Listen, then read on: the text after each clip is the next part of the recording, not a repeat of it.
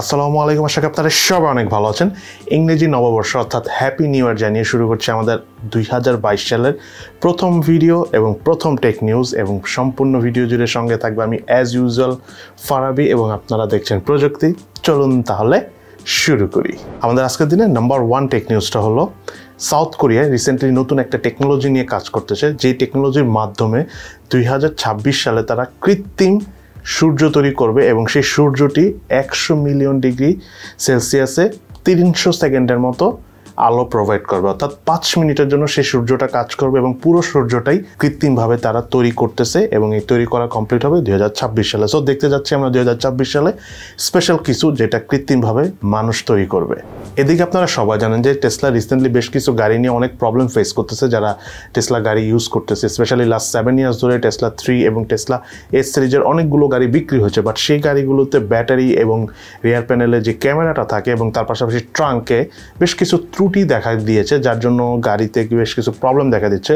Finally Tesla সেই সব গাড়িগুলো আস্তে আস্তে টেসলার যেই ম্যানুফ্যাকচারিং প্ল্যান্ট রয়েছে সেখানে রিটার্ন নিয়েছে, সেখানে নিয়ে আবার ঠিকঠাক করে সব ওনারদের সেটা বুঝিয়ে দিবে। এটা অনেক সময় হয়, অনেক সময় অনেক সফটওয়্যার আপডেট থাকে, অনেক সময় অনেক টেকনিক্যাল কারণ থাকতে পারে। যেহেতু এটা একটা ইলেকট্রিক কার, সম্পূর্ণ অটো পাইলটে চলে, সো অনেক সময় আনকমন প্রবলেম হলেও হতে পারে, বাট স্টিল আমি মনে করি যেহেতু ঠিকঠাক করে দিচ্ছে Tesla, I mean Elon Musk, তাহলে এটা ঠিকই আছে, নো প্রবলেম। এদিকে স্যামসাংয়ের নতুন প্রসেসর Exynos 2200 খুবই সুন লঞ্চ হতে যাচ্ছে, যাতে গ্রাফিক্সের চিপ হিসাবে থাকবে হলো AMDর RDNA 2 চিপটি। সম্ভবত এই জানুয়ারি মাসের 11 তারিখে এই নতুন এই Exynosের প্রসেসরটি লঞ্চ হবে। তবে কোন ফোনে আমরা সর্বপ্রথম দেখতে যাচ্ছি এটা আমরা এখনো বলতে পারছি না।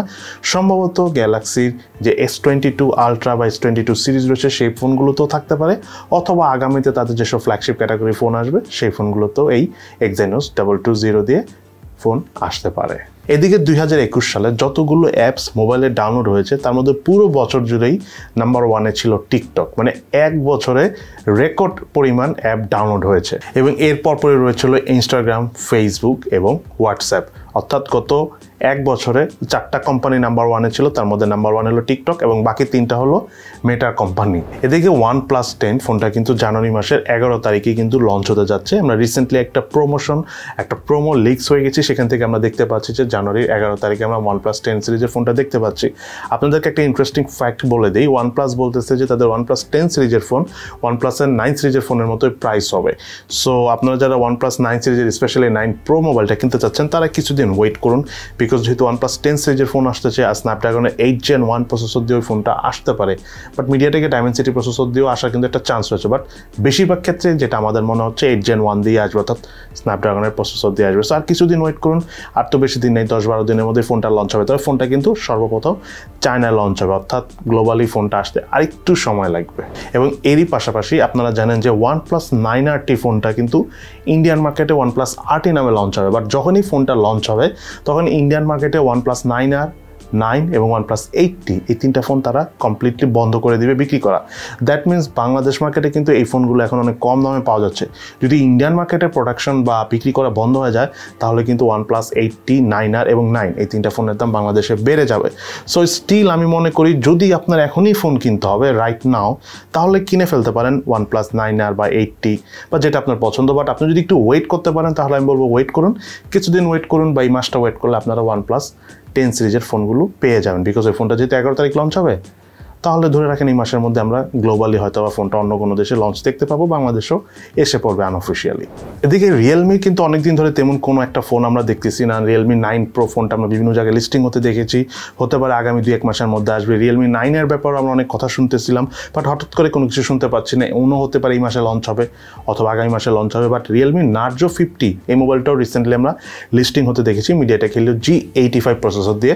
সম্ভবত Realme Narzo 50A যে মোবাইলের কনফিগারেশন ছিল সিমিলার কনফিগারেশন দিয়ে Realme Narzo 50 মোবাইলটা লঞ্চ হতে যাচ্ছে। Realme কিন্তু এর আগে Narzo 50 সিরিজের 50A, 50i 2টা ফোন লঞ্চ হয়েছে, শুধু Narzo 50টাই বাকি ছিল। সেটাই হতে পারে যে আগামী কয়েকদিনের মধ্যে বা কয়েক সপ্তাহের মধ্যে আমরা দেখতে যাচ্ছি লঞ্চ হতে পারে। এবং আমাদের আজকের দিনের সর্বশেষ টেক নিউজটা হলো, আপনারা সবাই জানেন যে ইন্ডিয়াতে আগামী 6 তারিখে Redmi Note 11 Pro এবং Note 11 Pro Plus, Xiaomi 11i এবং Xiaomi 11i হাইপার চার্জ নামে লঞ্চ হতে যাচ্ছে।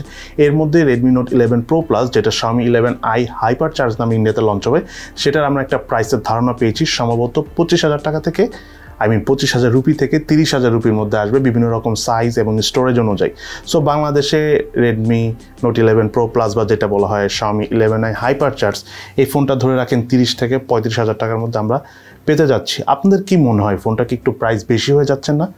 মানে 11 প্রো প্লাস বা Xiaomi 11i হাইপার চার্জ ফোনের কনফিগারেশন অনুযায়ী প্রাইসটা, সেটা কিন্তু অবশ্যই ভিডিও নিচে কমেন্টস করে জানাবেন।